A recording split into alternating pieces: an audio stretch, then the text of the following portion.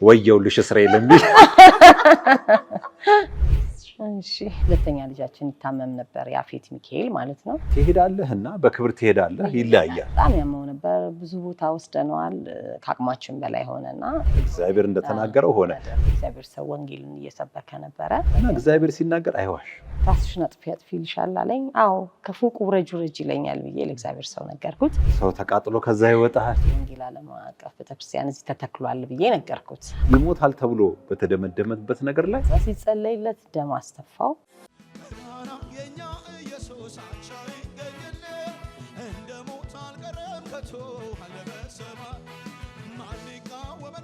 ሰላም ለእናንተ ይሁን። የጂሰስ ቲቪ ፓርትነርና አባላቶች በመላው ዓለም ሆናችሁ የምትከታተሉ እንኳን ለጌታችን ለመድኃኒታችን ለኢየሱስ ክርስቶስ የትንሣኤ በዓል አደረሳችሁ። ዛሬ በዓልን ከቤተ ክርስቲያን አገልጋዮች ጋር አብረን ልናቀርብ ተገናኝተናል። አብራችሁን ቆዩ።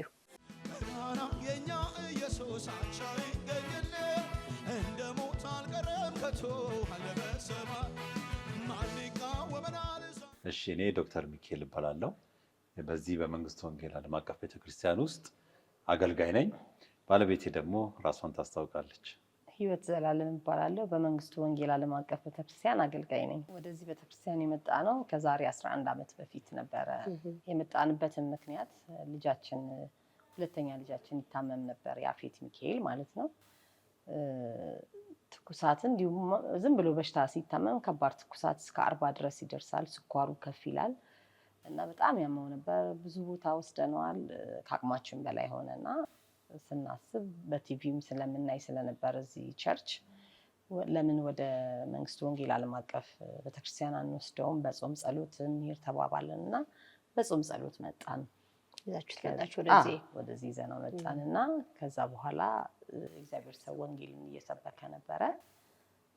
አጋጣሚ ላይ ልጄ አመመኝ ማሚዬ ሆዴን አመመኝ እያለ ከዛ እግዚአብሔር ሰው ለሚያማቸው ሰው ጸልይ ይለኛል እግዚአብሔር መንፈስ ብሎ እስኪ የሚያማችሁ ሰው ወደዚህ ውጡ ሲል ይዘነው ወጣን፣ ወደዚህ ወደ ፊት ለፊት ማለት ነው። ከዛ እዛ ተሰብሰቡና ቁጭ በሉ በኋላ ጸልይላችኋለሁ ብሎ አለ። ከዛ ለህሙማን ከጸለየ በኋላ እግዚአብሔር ሰው ለኛ ለተሰበሰበን ሰው መጸለይ ጀመረ። ሲጸልይ ምንድነው ችግሩ አለኝ። የእግዚአብሔር ሰው ሁሉ ጊዜ ይታመማል በወር 2 ምናምን አልኩትና አስረዳሁት ስለ ህመሙ ማለት ነው።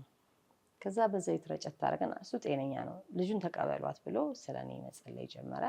አውሊያ ስፕሪት ብሎ አንገቴን ይዞ ሁሉ አስጮኸኝ። መንፈሱ ከኔ ወጣ እና ምንድነው የምትሰሪው ስራ ሁሉ ብሎ ጠይቀኝ። መርካቶ ላይ ሽሮ ቤት ነበረኝ ብዬ ነገርኩት።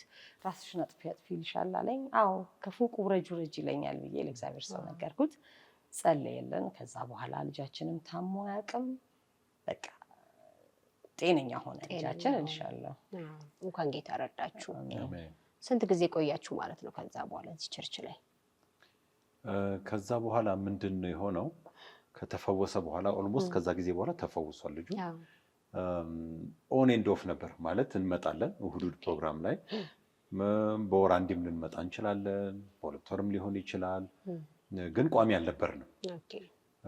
ከዛ ጊዜ በኋላ ደግሞ ኮሮና የመጣ ጊዜ ደግሞ የዛኔ ሞር በቃ የዛኔ ኦልሞስት መምጣት አቁምን በሚባል ደረጃ ላይ ነበረና ከዛ የዛሬ 2 ዓመት ተኩል አካባቢ ቦሌ ላይ ቸርች ፕላን ተደርጎ ነበርና በዛ አጋጣሚ ባለቤቴ በዛ ስታልፍ አየች። እሷ እንግዲህ ኦሬዲ ተካፍላለች። ሐሙስ ፕሮግራም ነበር እዚህ ላይ ሐሙስ ፕሮግራም ላይ ነበርና ሐሙስ ላይ እሷ ተሳተፋለች። ተሳትፋ ማታ መታ ነገረች። 11 ሰዓት አካባቢ ላይ ደወልኩለት። ልክ ከቸርች እንደወጣው ደውዬ ብቻሽን ነበር የገባሽው? እዛ ቀን የገባሁት በዛ ሳልፍ ነው አጋጣሚ ያየሁት። ይገርምሻል። ከዛ ደወልኩለት ስንጨርስ እዚህ እኮ ተከፈተ የመንግስቱ ወንጌል ዓለም አቀፍ ቤተክርስቲያን እዚህ ተተክሏል ብዬ ነገርኩት። ከዛ በሳምንቱ ሐሙስ ቀን መጣንና ጸሎት ቃል ከተሰበከ በኋላ እግዚአብሔር ሰው ቀኝ ሳምባ ላይ ጉማ ያለው እያለ ይናገር ነበረ እና ቀኝ ሳምባውን የሚያመው ሲል እሱን ወጣ፣ ባለቤቴ ወጣ። ከዛ ሲጸለይለት ደም አስተፋው። እና ታውቂያለሽ ግን ከዛሬ ስንት ዓመት በፊት የረጅም ዓመት ትውውቅ አለን እኛ ትውውቅ ስላለንም ታውቂያለሽ ሳምባ በታሞ እንደነበረ እዛ ደም ተፋ። እግዚአብሔር ሰው ተመርምረህ ውጤቱን እንድታመጣ ራጅ ተመርምራ አለው። እሺ አለ። ራጅ ተመርምሮ ውጤቱን ይዞ መጣ። ከዛ እግዚአብሔር ሰው መልእክት ይናገር ነበረ። ስለ 00 ያለው ምንድነው ሲለው መልእክት መጣላችሁ። እዛ ቦታ ምን መልእክት መጣላችሁ? የመጣልን መልእክት 00 ያለው ከኋላ ምንድነው ሲለው የደሞዜ እንትን ነው ብሎ የደሞዙን ስኬል አሳየው። የዛኑ ቀን ማለት ነው። እና ስልኩን ሁሉ አውጥቶ አሳያቸው መቼ እንደገባ ምናምን። እዛ ይሄንን ተናገረ እግዚአብሔር ሰው። በቃ ከዛ በኋላ በቃ እዚህ ቸርች አባል ሆነን መመላለስን ጀመርን። እግዚአብሔርም ረድቶን አገልጋይ ሆነን አሜን። እና እግዚአብሔር ከዛ በኋላ ራሱ በጣም ብዙ ነገር ይናገረን ነበር። ስለ በረከት ይናገረን ነበር። አሜን። ስለ ልጃችን እኔ ያው ትንሽ ስጋት ነበረኝ በሰዓቱ ሲታመም እኔ በጣም ስለምሰቃይ ስለነበር ስጋት ነበረኝና እግዚአብሔር ሰው ሁሌ ጸሎት ላይ አብጥቼ ያቀርበው ነበር ስታይም ማለት ነውና ሲጸልይለት እዚህ ልጅ ላይ ያለ ስጋት ተመቷል እና እድሜ ገደብ ሁሉ ያለው ሲል ከዚህ በፊት ሌላ ቦታ ሲጸልይለት እዚህ ከመምጣታችን በፊት በ17 ዓመቱ ይሞታል ተብለን ነበር እና ያንን ሁሉ የእግዚአብሔር መንፈስ ገልጾ ተናገረ። ተጸለየለት እና በቃ ረጅም እድሜ እንደሚኖር አሜን። እግዚአብሔር ብዙ ጊዜ ይናገረናል። እኛም እስከ ሽበት ሽምግልና ትቆያላችሁ እግዚአብሔር ረጅም እድሜ ይሰጣችኋል ያለን እግዚአብሔር ሰው ይናገር ነበር። አሜን። እና ብዙ ተባርከናል። እዚህ ቤት በጣም ብዙ መልእክት መጥቶልናል። በብዙም ተባርከናልና እግዚአብሔር ይመስገን። ከተነገራችሁ መልእክቶች ምን የተፈጸሙት እስቲ? ኦልሞስት በጣም ብዙ ትንቢት በሚባል ደረጃ ተነግሯል። እሷ እንዳለችው እግዚአብሔር ሰው እንግዲህ ደሞዜን ከነቁጥሩ እንደውም ለማስረጃ ተብሎ ሰው እየታየ ነበር ይዛን የነበረው። ከ2 ሳምንት በኋላ ይመስለኛል እንግዲህ ከዛን ጊዜ በኋላ ውጭ መሄድበትም ጉዳይ ነበር የዛን ጊዜ። ምክንያቱም ስመጣ እኔ በጣም ደስተኛ ነበርኩ። ምክንያቱም ቦሌ ለዛም ለሰፈሬ ቀርቦ አካባቢ መገኘት ማለት በጣም እኔ ማለት የኔ አገልግሎት በጣም ወደው ነበርና ሲመጣ ለኔ እንደ ትልቅ ነገር ነው። በቃ ለኔ ተዘሰር ለሁላችንም በጣም ነው ደስ ያለኝና በዛን ጊዜ እንግዲህ ከተፈወስኩም በኋላ የሚሄድበት ጉዞ ነበረ። ፓስፖርት ረጅም ጊዜ ቆይቷል። በእድሳት ምክንያት ማለት ነው የነበረው ጊዜ እንግዲህ የፓስፖርት እድሳት ረጅም ጊዜ ፈጅ ነበረና ናይሮቢ ላይ የሚሄድበት እንግዲህ ጌት ቱጌዘር ነበረ። ፓስፖርት እንግዲህ የሚደርስበት ጊዜ ላይ ነው የዛኔ እግዚአብሔርን ሰው ሳገኘውና ሳናግር የነበረው ኦልሬዲ ይሰጥ የነበረበት ሰዓት ላገኘ የነበረበት ሰዓት ነውና እግዚአብሔር እንግዲህ ቀድሞ ይሰጠኛል እኔም ሄጄ እንደዚህ ኢቨንቱን እገናኛለሁ የሚል ነገር ነበር ማስበውና እግዚአብሔር ሰው ጠራኝ እና ምንድነው ችግሩ አለኝ። አይ እንደዚህ አይነት ነገር ጉዞ ነበርና ያው እንድጸልይልኝ እኔ በጣም እርግጠኛ ነበርኩ። በቃ እዛ ጋር ሲሄድ በቃ ይጸልያል አልቋል ታሪኩ የሚለውን ነገር ማለት ነውና ልክ እዛ ጋር ስደርስ ትሄዳለህ በክብር ትሄዳለህ እኔ በክብር ትሄዳለህ ሲባል የመሰለኝ በቃ ይሄንን ኦልሬዲ አሁን ያለው ይሄዳለሁ ትሄዳለህና በክብር ትሄዳለህ ልዩነት አለው። ትሄዳለህ ቢባል ያንን ነገር ኤክስፔክት ላደርግ ነበር። ምክንያቱም ትንቢትን አንዳንዴ ስንረዳና ስንሰማ አጣርተን መሆን አለበት እና ያንን ነበር የጠበኩትና ፓስፖርት ያልደረሰም ጉዞ አለፈ ሄደ። እንዴት ታዲያ ይሄ ነገር እንዴት ነው የሚለውን ነገር በውስጤ ማሰላሰል ጀመርኩ። እግዚአብሔር ያው ትሄዳለህ ብሎኛል። እስቲል ተስፋ አልቆረጥኩ። የሚገርመው ከሄዱም በኋላ የሆነ ነገር ይፈጠራል የሚልና ጊዜ ባልቆየ እንግዲህ ከሄዱ ከተጓዙና ከመጡ በኋላ ባልቆየ ጊዜ ውስጥ አለቆች ደውለው ልዩ ዝግጅት አለ አለቆች ይመጣሉ እንድትመጣ ተባልኩ። የበፊት የነበረው ይሄን ያህል ዝም ብሎ ጌት ቱጌዘር ነገር ነው። ይሄ ግን ምንድነው እኔ ለውጭ ላሉት ኃላፊዎች ኤክስፖዝድ የመሆንበት አጋጣሚ ነው የተገኘውና ልዩ ፕሮግራም ተደርጎ እዛ ላይ ሄጄ ጊዜ ማሳልፌ እንግዲህ ከኃላፊዎች ጋር በክብር እዛ ድረስ ሄጄ በክብር ተመልሻለሁ። እግዚአብሔር እንደተናገረው ሆነ እና እግዚአብሔር ሲናገር አይዋሽ። እግዚአብሔር በክብር ካለ በክብር መሄድና መምጣትሽ ግዴታ ነው እና ይሄ ተፈጽሞልኛል። እንግዲህ ከብዙዎቹ አንዱ ይህንን ይመስላል። ብዙ ተደርጎላችኋል። የልጃችሁ ፈውስ ጸንቶ ቀርቷል። በጣም ብዙ ነገር ሆኖላችኋል። እግዚአብሔር ይመስገን። ክርስትና ህይወታችሁ እንዴት አለፈ? በምን አለፈ? እኛ እንግዲህ ድሮ በዓለም እያለን ክርስትናን በብዙ ነበር የምናሳልፈው። አሁን አይደለም ትውውቃችን ኦልሞስት 16 15 ዓመት በብዙ በዓልን ስናሳልፍ ራሳችን የምናሳልፋቸው ሁኔታዎች ነበሩ። ያችን ትንሽ እስቲ እንድንጫወት በዓለም እያለን ብዙ ነገር እናሳልፍ ነበረ። የፋሲካን የአዲስ ዓመትን በዓል የምናሳልፍበት መንገድ በእንደዚህ አይነት መንገዱ አልነበረም። አሁን ደግሞ በቤቱ ተገናኝተናል። በእግዚአብሔር ቤት ክብር ለእግዚአብሔር ይሁን። እስቲ ያቺኛዋን ጠቀስ አድርገን የክርስትና ህይወታችሁን እስቲ ንገሩ። እግዚአብሔር ረዳና አሜን። ወደ እግዚአብሔር ቤት መጣን እንጂ በፊት ያው ቦሌ ላይ በነበረሽ አንቺ ቦሌ ላይ በነበረሽ የመጠጥ ቤት ውሏችን አዳራችን ማለት ይቻላል እና አንቺ ቤት ነበር ብዙ ጊዜ የምናሳልፈው እና ግን አሁን በጣም ደስ ይለኛል። እግዚአብሔር ረድቶን ወደ ጌታ ቤት መምጣታችን ያው አብረውን ድሮ የሚያሳልፉት ሁሉ ብዙ ጓደኞች አሉን። ይህን ነገር አይተው በጣም ይገርማቸዋል። ወደ እነሱ ራሱ ወደ ጌታ መምጣት ምክንያት እንሆናቸዋለን። ምክንያቱም እኛ እግዚአብሔር ረዳን አይደል? አሜን። ያው ድሮ ቅዳሜ ኢቭ አንቺ ቤት ኢቭ እንዴት ነበር? እስቲ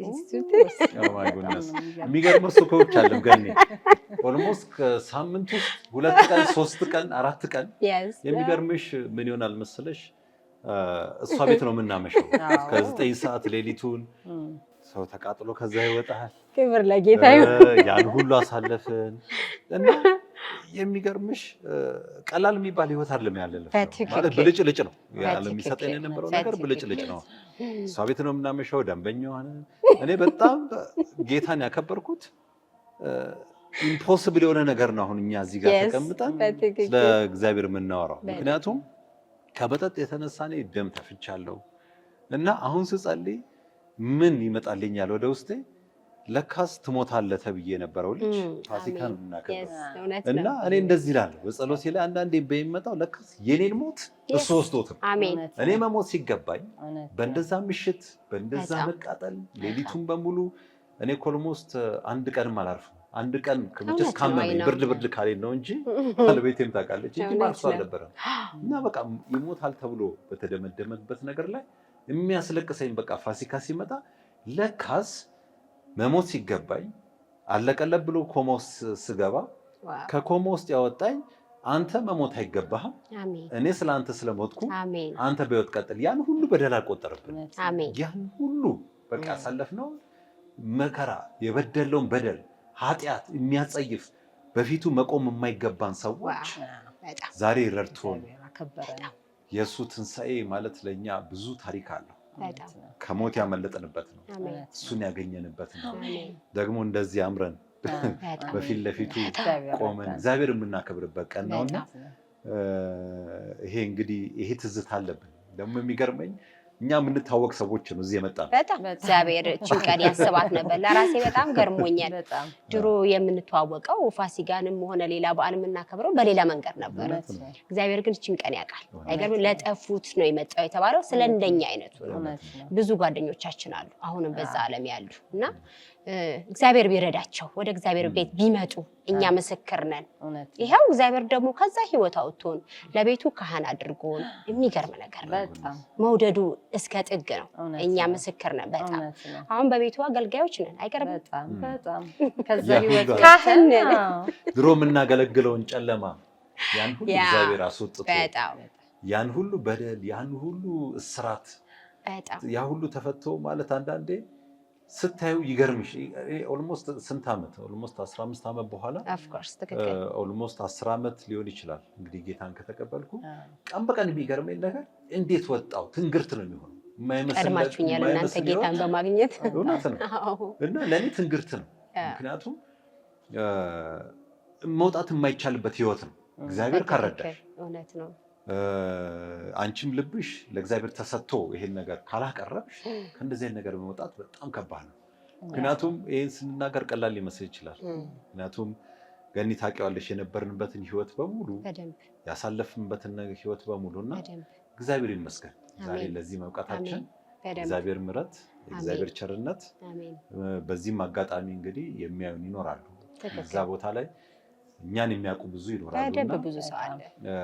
ይሄንን ጌታ እንግዲህ እንዲቀበሉና የዘላለም ህይወት የዘላለም እረፍት የዘላለም ሰላም ምስክሮች ነን። እኛ የምታየውን አለ ምክንያት እግዚአብሔር አላገናኘንም ዛሬ እዚህ ላይ እኛ ደግሞ ለብዙዎች ምስክር ነንና ህይወታችን ተለውጦ ዛሬ እግዚአብሔር ረድቶን ትንሣኤያችንን ራሳችን አውጀን ኢየሱስ ክርስቶስ ባደረገልን ትንሣኤ ከሞት ወደ ህይወት እኛ መተን ለዚህ መድረሳችን የሚረሳ ነገር አይደለም። ውለታው በጣም ብዙ ነው ተደረገልንና ጌታ ይክበር። አሜን። ፈነቀለ ተስፋ ለቆረጠ አዲስን በቀለ ገናና የኛ ኢየሱስ አንቻ ይገኝል። ሄውዬ እስቲ ወደ ኋላ ልመልስሽ። በፊት በነበረን እስቲ በምሽት ህይወት እስቲ ምን ትዝ ይልሻል? እኔ በጣም የሚገርመኝ ነገር ልክ ትልቅ ነገር ያለ ነው ሁሉ የሚመስለው አይገርምሽ? በእውነት ከኮምቦልቻ ድረስ ለስብሰባ ወደ አዲስ አበባ ስንመጣ ሩጫችን ያንቺ ቤት ነበር የሚናፍቀን በጣም እና በቃ እዛ ሄደን እስኪ አውርደን ምን ብለን ልክ በቃ እኔ በጣም ነበር የሚገርመኝ ለመጠጣት ያለን ጉጉት እና እናንተም እንዴት ብላችሁ እንደምትቀበሉና በጣም ነው የሚገርመኝ። እግዚአብሔር ግን ከዛ ህይወት ስለገላገለን እግዚአብሔርን በጣም እጅግ አድርጌ አመሰግነዋለሁ። እና በጣም ማታ ብልጭልጭታው ደስ ይላል ግን ሲነጋ ያለው ህይወት በጣም አስቀያሚ ነውና እኔ በጣም እግዚአብሔርን ነው ማመሰግነው። ከዚህ ህይወት ሲነጋ ነበር ምን ለያየው ጣዋት ኦልሞስት ሰው ልጆችን ወደ ትምህርት ቤት ሊያወጣትን እኛ በር ዘግተን ነው ሰው ወደ ስራ ሲሄደኛ ወደ ቤት ነበር ምን ይሰራው እና በጣም እግዚአብሔር ስለረዳን እኔ እጅግ አድርጌ ነው እግዚአብሔርን ማመሰግነው። ገንዬ በጣም ወልጄ ሁሉ እኮ መጣ ነበር ታስታውሻለሽ? በጣም ሁለቱንም ልጆች ወልጄ ማለት ነው። አዎ እና በጣም የሚያስጠላ ህይወት ነበር ግን እግዚአብሔር ረዳን። በእውነት ለክብሩ። ከዛ በኋላ እኮ አንዳንዴ ደግሞ ወደ ሌላ ክለብ ደግሞ ይኬዳል። እኔ ቤት ከተመሸ በኋላ ደግሞ ተሰብስበው ትዝ ይልሃል በቃ ይዘጋገን ይዘነ ያንቺ ምናምን ተብዬ እጄን ተጎትቼ አብሬ ከእናንተ ጋር ደግሞ ስንጫ ቤተሰብ ነበረን። በጣም ቤተሰብ ነበረን። በጣም እንቀራረብ ነበር። እግዚአብሔር ደግሞ አሁን ደግሞ በመንግስቱ አንድ አደረገን። አሜን አሜን። ወንድሞች አረገን በመንግስቱ ሌሎችም እንዲመጡ ጌታ ይርዳል። ጸልይላቸዋለን። ሲያዩ ራሱ እኛን ሲያዩ ትልቅ ትምህርት ነው የሚሆናቸው። የሚገርምሽ ነገር ማለት እኛ እግዚአብሔር እንዴት እንደረዳን ብዙ ጊዜ በባለቤቴ እንዴት በቃ ይሄንን ህይወት ተወው በጣም ሰው ይገረም ነበር። ግን ሚስጥሩ ምንድነው? እግዚአብሔር ነው ይረዳን። በእውነት እግዚአብሔር ረዳንና እግዚአብሔር እናመሰግናለን። እኔ የሚገርመኝ የመጀመሪያ ጊዜ እዚህ ቸርች ሳያችሁ አይ ቲንክ ቦሌ ላይ ነው መጀመሪያ የተገናኘው። በጣም የደነገጥኩኝና በጣም ጌታን አከበርኩኝና ሊያውም ቦሌ ላይ እዛ የምናብድበት ቦታ ላይ ትዝ ካለሽ የቸርቹና የኔ ቤት የነበረው ብዙም ልዩነት የለው ነበርና የቦሌው ቸርች በነበረበት ሰዓት ላይ እኔም ነገሩ ጌታ ረድቶኝ ከመጠጡ ህይወት ወጥቼ ምግብ ቤት አድርጌ ጌታን እንዳገኘው እኔም እዚህ ነው ጌታን ያገኘሁትና ኦልሞስት እናንተ ትቀርሙኛላችሁ። እኔ ጌታን ካገኘው 7 አመት ትንሹ ልጄን ከወለድኩ በኋላ ነው። በመደበቅ ነበር ቸርች የምመጣው። ቤተሰቦቼ እኔም በጌታ ነበሩ። አይገርምም? እኔ ብቻ ነበርኩ ግን ያፈነገጥኩ የነበርኩት። በቃ የማልሄድበት የማልዞርበት አልነበረም። ስራዬን ደግሞ በጣም ወደው ነበር። በጣም በትጋት ነበር ካየሽኝ መስራት በትጋት በቃ እዛ ጋር አስተናግዳለሁ፣ እዚህ ጋር እንትን አለው፣ ሰው የሚመጣውን በፈገግታ እቀበላለሁ። በቃ የሆነ ህይወቴ ነበር የሚመስለኝ። ግን ለካ ህይወት ክርስቶስ ብቻ ነው።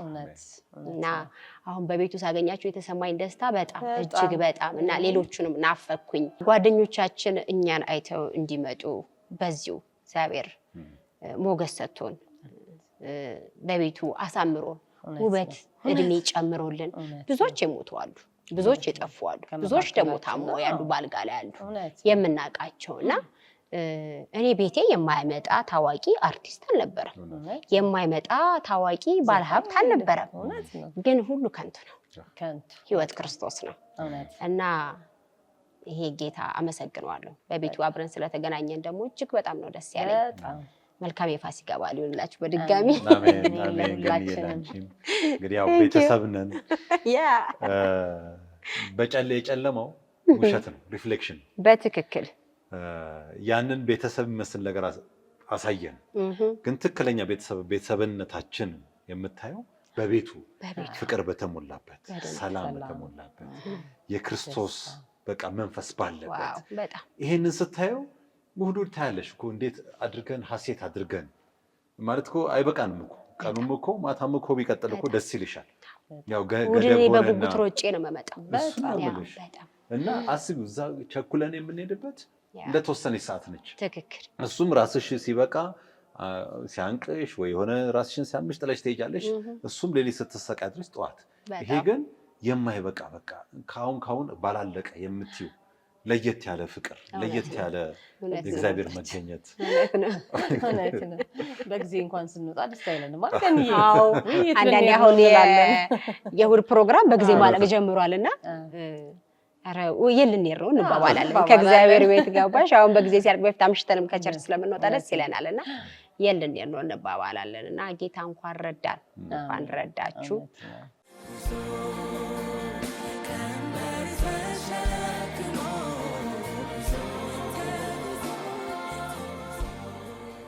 ሲባረክ በረከቱ ከእግዚአብሔር ቤት እንዳያወጣ ምን ጥበብ መጠቀም አለብን?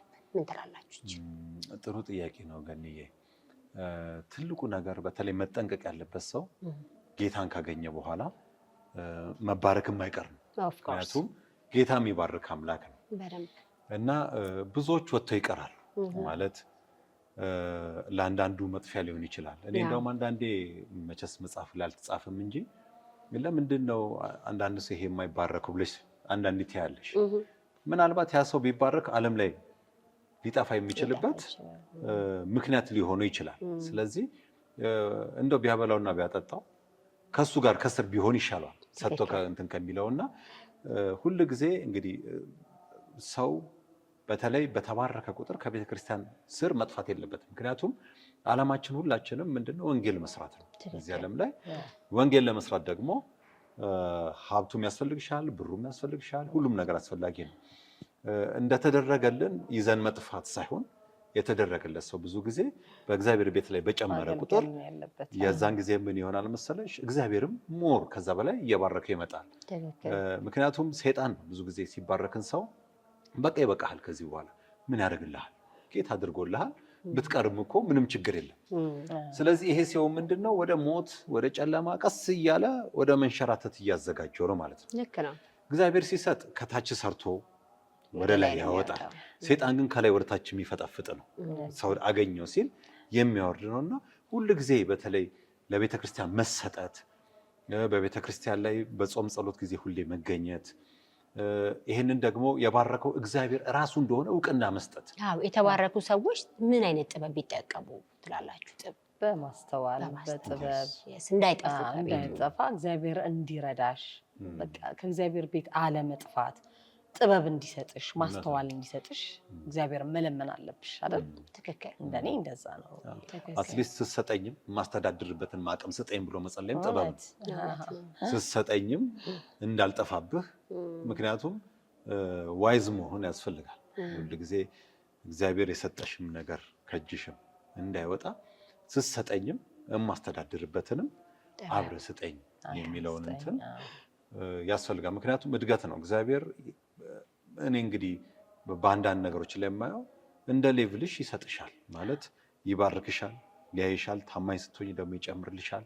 እንዲህ እያለ አሁን ብታያቸው ብዙ ጊዜ ጸንተው በቤተክርስቲያን ላይ በሀብት የምታያቸው ሰዎች በጣም የተባረኩ ናቸው።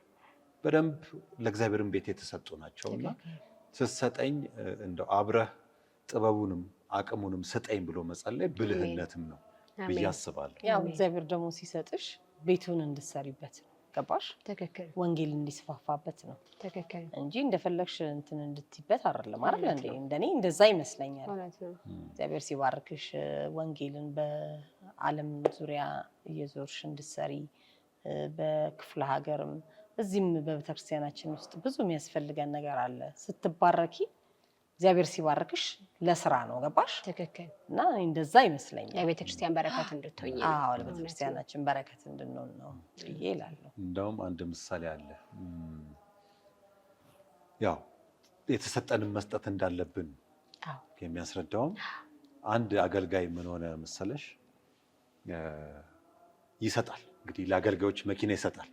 ሲቸገሩ የሚሰጠው መኪና ይሰጣል፣ እግዚአብሔርም ይሰጠዋል። ይሄ ሰው አሁንም ይሰጣል፣ እግዚአብሔር ይሰጠዋል። ሌተስት መኪና እንደው ገዝቶ አሁንም ለዚህ ተቸገረ ብሎ ይሰጠዋል።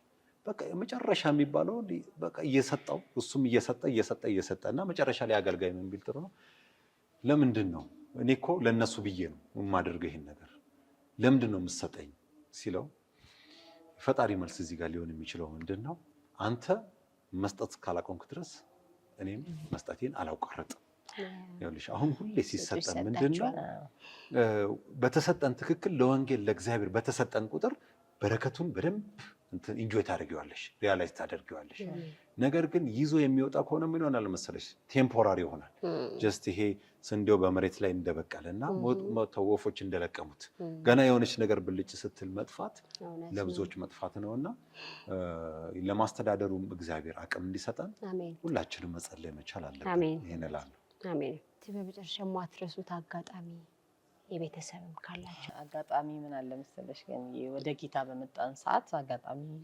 ባለቤቴ ከስራ ይወጣል እና ፈተና በጣም በዛብን እና በዓል ነበረ በዛን ሰዓት ገና ይመስለኛል እና በገና በዓል ላይ በቃ ምንም እንደ ድሮ በዓለም ሳለን ያው እሱ ጥሩ ቦታ ስለሚሰራ ስለነበር ብዙ ነገሮች ነበር የምናደርገው እና ሁሉ ነገር ጠፋና ትንሽ ነገር አዘጋጅተን አጋጣሚ ቤተክርስቲያን አድረን ስንመጣ ያኔ እግዚአብሔር ሲያዘጋጅልን ማለት እግዚአብሔር ያዘጋጃል ሲባል ዝም ብሎ ሰው እንደቀላል ይመስለዋል ግን በጣም እንትን ነው እዛ ወንድሜ ለበየኔ ቤተሰቦች በጊዜው መጡ የሱ ቤተሰቦች ደግሞ ብር አዋጣው ለበዓል እንዳይከፋቸው ምንም ቤት ውስጥ አላዘጋጃችሁም ምንም አላዘጋጀንም ትንሽ ነገር ዝም ብለን ነበር እንትን ያለው ቃና እግዚአብሔር ያቃል ምናምን ያደራችሁትን ቤተክርስቲያን ነበር ያደረው ስንመጣ ተኝተን ስንነሳ ያላሰብነው ነገር ሙሉት ብሎ አጋጠመና ያን አጋጣሚ ያረሳውም የሚገርምሽ በዛች ቀን ያገኘሁት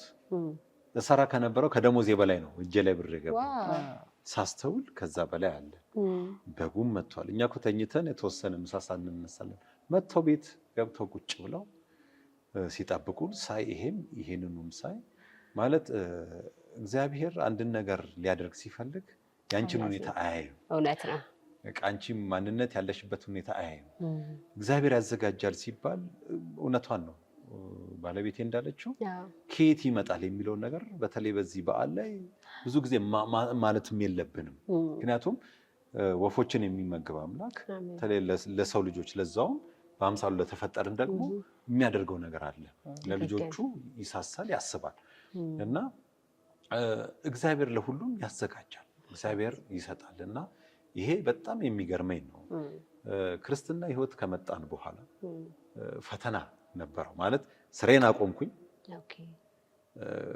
ኦልሞስት በቃ ጌታ ግርግዳ ሆነብኝ ማለት ነው እንድመጣ ወደ ቤቱ የዛኔ ነው ሁሉ ነገር ስነጠቅ ጌታ በቃ ማየት የጀመርኩት አንዳንድ ነገሮችና በዛ እያሳለፍን ያው ታውቂዋለሽ የቤት ኪራይ ይመጣል ብዙ ነገር አለ አልጋ ባልጋ አይደለም ፈተናዎች አሉ በፈተና ውስጥ እንድትጸን ያረጋግሻል ወደሱ እንድትጠጋጊ የሚያደርግ ነው እንድትጠጊ አንድ አመት ያህል እንደዛ ያ ግን ምንድነው ጥሩ አጋጣሚ ነው ማለት እያንዳንዷ ነገር የምትረሻት ነገር አይደለም ማለት ነገም ለሚቀበል ሰው አንቺ ምሳሌ ያለፍሽበትን ስለምታውቂ ለዛ ሰው ያንን ነገር ይረዳልና እኔ በህይወቴ ማረሳው አንድ አጋጣሚ ድሮ ባለም ላይ ያለ መጽሐፍ ቅዱስ ክፈቱ እና የእናንተ በቃ እዛ ጋር ይገኛል እንግዲህ ጀማሪ አይደለም በጊዜው እና እንደ ጀማሪ እቺ መጽሐፍ ቅዱስ ሲባል ሰምቻለሁ እኔም አሁን ከተቀበልኩ ሲከፈትም ጥሩ ነገር ይመጣል ብዬልሻለሁና ሄድኩኝና እንግዲህ አስቢው ከ3 ቀን በኋላ የቤት ኪራይ ምናምን ይመጣል ይሄንማ ይሰበራል የሚል የሆነ አለ አይደል ይሄ ገና ኢነርጂ የመጀመሪያ ላይ ልክ ሄድኩና ዛፍ ስር ሄጄ ቁጭ ብዬ ስከፍት ምን ብከፍት ጥሩ ነው ወየውልሽ እስራኤል የሚል በቃ ሴት እያባረረችኝ ከዚህ በኋላ እግዚአብሔር ተቆጥቶኛል አበቃልኝ የኔ ቤት ነገር አቋል የቤተሰብ ነገር ወየውልሽ አረሰውም በህይወቴና የቤት ኪራይ ለመክፈል 3 ቀን ይቀር 3 ቀንና ጫንቆክ ነው መጽሐፍ ቅዱስ የከፈትኩት እኮ በቃ የሆነ ብሌሲንግ አለና በተለይ በዚህ ዓለም ላይ ለመጽናናት በቃ እኔ የምጠብቀው ሌላ ነገር ነው እና ከፍት ሳደርገው ወየውልሽ እስራኤል ወዲያው ነው የዘጋሁት ምክንያቱም በቃ የቤት ኪራይም በቃ ችግር ነው አሁን የሆነ መከራ መጥቶብኝ እና ብዙ ገጠመኞች አሉኝ ማለት አለ የሰው ልጅ በክርስትና ህይወት ውስጥ ታልፊ የምታያቸው ነገር ግን ደስ የሚልሽ ጭረስ ሳታይ ያልፋል። እውነት ነው። ምንም ያ እንደ መጥፎ ሜሞሪ አይደለም፣ ግን የመሰራ ጊዜ 1 ዓመት ስለነበረ በዛ ጊዜ ውስጥ እንግዲህ ይሄን ብዙ አይነት አጋጥመኞች አሳልፈን እግዚአብሔር ይመስገን ዛሬ በዚህ አውቀቶና ለዚህ ያደረሰን እግዚአብሔር የእውነትም በጣም ቆንጆ ተጫወተ። በጣም ጌታ ይባረክ። በመጨረሻ እንግዲህ እንኳን አደረሳችሁ የምትሉት ካለ እድሉን ልስጣችሁ። እሺ፣ በመጀመሪያ ለመንፈሳዊ አባታችን ለእግዚአብሔር ሰው ነብይ ኤርምያስ ሁሴን ለመድኃኒታችን ለኢየሱስ ክርስቶስ ለትንሣኤው በዓል ከነመላው ቤተሰቡ እንኳን አደረሰ ማለት እንፈልጋለን። አሜን። በተጨማሪ ደግሞ በመላው ዓለም ላይ ለሚከታተሉን ፓርትነሮች እንደው ዛሬም ሲከታተሉን የነበረ የእኛም ህይወት ውስጥ ኢምፕሬስ ያደረጋቸው በመላው ዓለም የሚከታተሉን ሰዎች እነሱንም እንኳን አደረሳችሁ ማለት ፈልጋለሁ። በአዲስ አበባ ከአዲስ አበባ ውጭ ያላችሁ ይህንን ፕሮግራም የምትከታተሉ ሁሉ እንኳን ለመድኃኒታችን ለኢየሱስ ክርስቶስ ለፋሲካ በዓል በሰላም አደረሳችሁ። ጌታ ኢየሱስ ይክበር። መላው ለቤተክርስቲያን አባሎቻችንና እንዲሁም ለቤተሰቦቻችን እንኳን ለፋሲካ በዓል በሰላም አደረሳችሁ። የኛ ኢየሱስ አቻ ይገኝልን እንደ ሞት አልቀረም ከቶ አለ በሰማይ